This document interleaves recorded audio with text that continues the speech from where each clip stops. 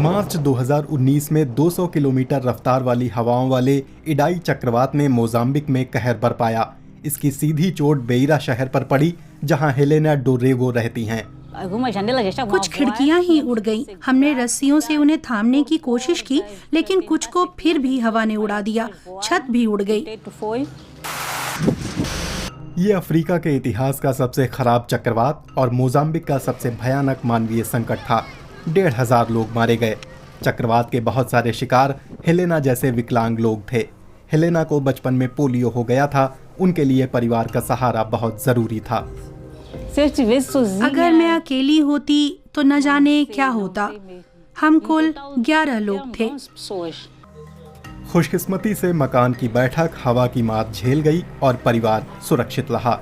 Helena वहां 3 हफ्तों तक फंसी रहीं।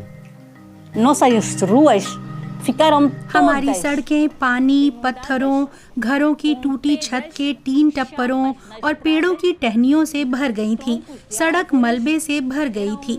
मेरे पास व्हीलचेयर से घर से निकलने का कोई रास्ता नहीं था। निकलना नामुमकिन था। हेलेना के मकान में उस चक्रवात के निशान आज तक मौजूद हैं। उस त्रासदी के बाद उन्होंने समावेशी आपदा प्रबंधन को गहराई से जानने की ठानी। अब वो एक एनजीओ के लिए फैसिलिटेटर का काम करती हैं। वैश्विक स्तर पर इस काम की अहमियत बढ़ रही है। धरती का तापमान बढ़ रहा है और ऐसे में इडाई चक्रवात जैसी तबाहियां ज्यादा तीव्र और अक्सर होंगी। ऐसी तबाहियों की मार सबसे ज्यादा समाज के सबसे असहाय तबकों पर पड़ती है। कुदरती आपदाओं में विकलांग लोगों के मरने की आशंका 4 गुना ज्यादा होती है। इसीलिए संयुक्त राष्ट्र उन्हें बचाव में शामिल करने की बात कहता है। हम लोग अपनी स्थिति खुद बेहतर समझते हैं। हमारे अनुभवों को कम नहीं आंका जा सकता। उसके अलावा हम बहुत से दूसरे क्षेत्रों में भी विशेषज्ञ हैं। विकास से जुड़ी तमाम बहसों और योजनाओं और उन्हें लागू कराने में अपनी भागीदारी के साथ मानवाधिकार के मुद्दों को भी केंद्र में लाने में हम मदद करते हैं। पिछले साल संयुक्त राष्ट्र सर्वे के मुताबिक आपदाओं में डिसेबिलिटी इंक्लूजन पर धीमी प्रगति हुई है। दुनिया भर में 84% विकलांग लोगों का कहना है कि वो प्राकृतिक विपदाओं के लिए तैयार नहीं हैं। ऐसी स्थितियों में शुरुआती चेतावनी लोगों को भागने या तैयारी करने का समय दे देती है, जिससे बहुत सारी जिंदगियां बच सकती हैं। लेकिन सूचना आसान तरीकों से और बहुत सारे जरियों से पहुंचाना जरूरी है। हर देश में विकलांग लोगों तक पहुंचने के बहुत ही अलग तरीके हैं। मोजाम्बिक में इडाई चक्रवात के बाद से विभिन्न तरीके आजमाए जा रहे हैं।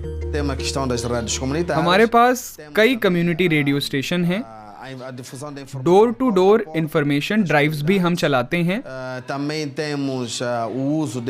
कई समुदायों में पैम्फलेट भी बांटे जा रहे हैं और हम दूसरे संगठनों के साथ भी मिलकर काम करते हैं।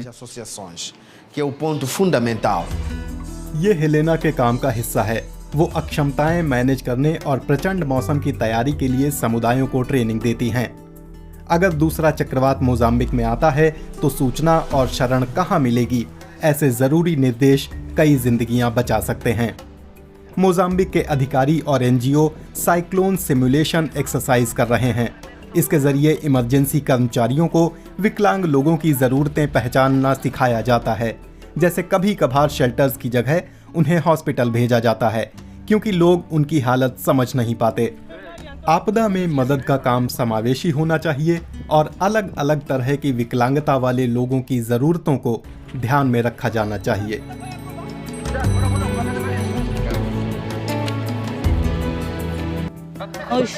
हम लोग इस समाज का हिस्सा हैं तो हर लिहाज से समावेशी होने की जरूरत है। अगर हम उनके साथ बातचीत में शामिल होंगे तो उनके लिए हमें याद रखना आसान होगा। ये एक तरह की पुकार है कि हम भी यहाँ हैं। जोखिम और आपदा प्रबंधन में विकलांग लोगों की भागीदारी से जिंदगियां बचाई जा सकती हैं। इससे ये भी साबित होता है कि जब हम रुकावटें दूर करते हैं और अवसर पैदा करते हैं तो हम बहुत बड़ा सामर्थ्य पैदा कर सकते हैं।